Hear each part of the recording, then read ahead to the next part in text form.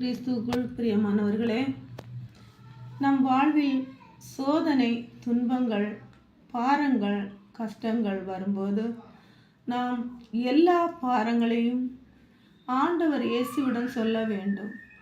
அப்படி நான் வேதனையின் பாதையில் கடந்து செல்லும்போது ஆண்டவர் இயேசுவிடம் சொல்லி அழுதேன்.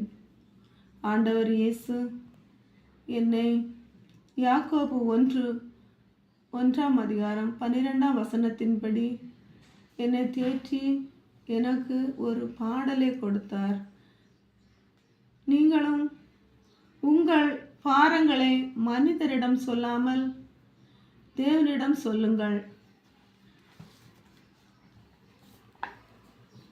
சோதனை நாட்கள் கொஞ்ச காலம்தான், சோதனை சகிப்பவன் பாக்கியவான்.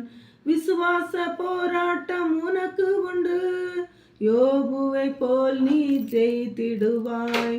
ரெட்டிப்பான ஆசீர்வாதம் உனக்கு உண்டு, ரெட்டிப்பான ஆசீர்வாதம் உனக்கு உண்டு, ரெட்டிப்பான ஆசீர்வாதம் உனக்கு உண்டு, ரெட்டிப்பான ஆசீர்வாதம் உனக்கு உண்டு.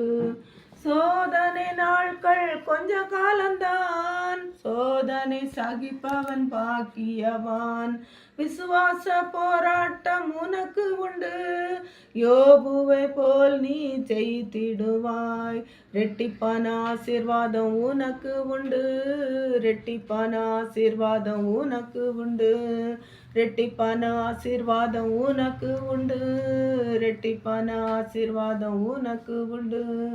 வீடு வாசல் நிலம் எல்லாம் இழந்தாலும், சொந்த பந்தம் உன்னை விட்டு பிரிந்தாலும், வீடு வாசல் நிலம் எல்லாம் இழந்தாலும், சொந்த பந்தம் உன்னை விட்டு பிரிந்தாலும், கண்ணீரே உணவாக மாறினாலும், கண்ணீரே உணவாக மாறினாலும், விசுவாசம் உன்னை விட்டு மாறாது, விசுவாசம் உன்னை விட்டு மாறாது.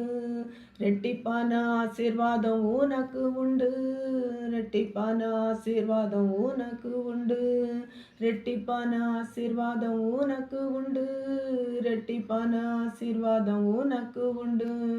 சோதனை நாட்கள் கொஞ்ச காலம்தான், சோதனை சகிப்பவன் பாக்கியவான்.